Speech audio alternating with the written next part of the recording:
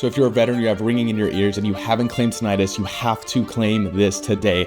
I'm not even joking. In 2025, this will change forever. Okay, so let's break it down. What's actually changing this year for tinnitus? Because everybody knows if you're claiming tinnitus, you go to the doctor and you typically get a 10% rating for ringing in your ears. And in case you didn't know, it doesn't have to be both ears. You don't actually have to have hearing loss to claim 10% of tinnitus. So why would the VA be changing it in 2025? And what do you really need to know? Before these changes were happening, tinnitus was a standalone condition that was rated 10%. It was under diagnostic code 6260. And what this means that if you had ringing in one of your ears, both your ears, no matter how severe it was, if it was a little bit, if it was every single day, all day, you still only got a 10% rating as a standalone condition. And going into 2025 will not be a standalone condition, which means it will have to be associated or linked to another condition directly to get the rating. There will not be a rating code 6260 anymore.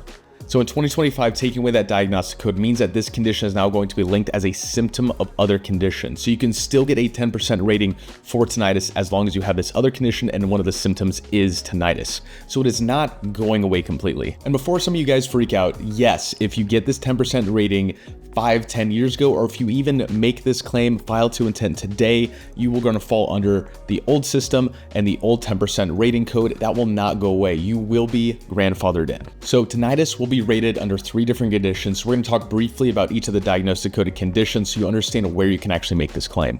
So if you're having and claiming hearing loss that falls under diagnostic code 6100, then you can also claim 10% for tinnitus. If you have hearing loss in both ears, if you've gone through hearing tests and exams and they deem you fit for having a rating for hearing loss, you can also say, I also have ringing in my ears and claim tinnitus by way of diagnostic code 6100. That is probably going to be the most generous and general output for every veteran to be able to get this rating. Now, a second one is actually going to be getting tinnitus under 2 different diagnostic codes, one for vertigo and the other one for vestibular disorders. So these fall under diagnostic codes 6204 and 6205. As of right now, if your tinnitus is linked to dizziness and vertigo and one of these issues, you can also get it added on as one of the symptoms for an extra 10% rating instead of, again, having a standalone condition. So I'm actually rated for vertigo. My tinnitus isn't linked to it in service or connected to it in any way as a secondary. This is a good one for people that have a lot of dizziness, a lot of issues with one ear